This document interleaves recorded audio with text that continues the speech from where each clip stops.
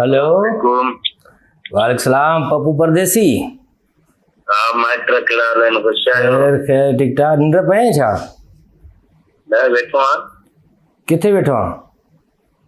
घर घर त वेठो आहीं पर घर बि छाते वेठो आहीं? संदल ते संदुल ते वेठो आहीं? अच्छा सही सही सही यार मां जेको आहे सो सजाद मखड़ी खे हाणे फोन कई हा मां चयोमांसि यार पप्पू वॾो किनो आहे चए पियो वाह जेतिरो चईं थो न हिन खां वधीक किनो आहे वॾी महिरबानी ईअं वरा छो तूं फ्री आहे छा तोसां? बसि इहे तव्हां सभिनी जूं भलायूं आहिनि इहो असल में असांजो तोसां प्यार आहे हा न तॾहिं त चवां न वॾी हा न त महिरबानी ॿिए कंहिंखे त चऊं ईअं जेके आम जेके ॿिया आर्टिस्ट आहिनि नंढा ॿिया हल्का फुल्का ऐं इहे तव्हांजो मोहबत आहे न इहा तव्हांजी तूं बाबा आर्टिस्ट आहीं तूं आर्टिस्ट आहीं हिनजे करे तोखे असां पंहिंजे हुन लॾे में शामिलु कयूं था ऐं तॾहिं तोखे ईअं मज़ाक कंदा आहियूं तोसां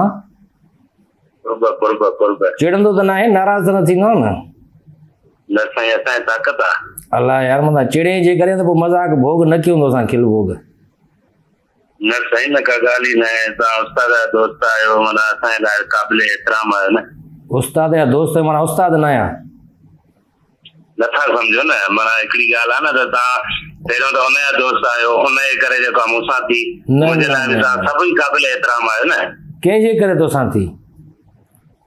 उस्ताद जे करे उस्ताद केरु आहे? केरु आहे केरु आहे उस्ताद? जॾहिं यार उस्ताद हाणे पंहिंजे ज़रिए न जेको आहे ॼार में फासाए रूबरू बसि यार अॻे मूंखे बि उस्ताद चवंदे तूं हाणे नथो चए न छो यार तव्हां सभु उस्ताद आहियो न छो ज़ाहिर आहे तव्हां मूं सिखंदो आहियां न कुझु छा? उस्ताद मूं सिखियो आहे कुझु तव्हां मूं सिखियो आहे कुझु जेको आहे कंहिं मां त कुझु बि न आहियां न बाबा मां सभु कुझु तव्हां सभिनी जे करे आहियां तूं बाबा वॾी ॻाल्हि आहे ख़बर तूं आहीं छा? छा तूं पुछ न तूं पुछ त मां छा आहियां? मां छा आहियां तूं वॾो किनो आहे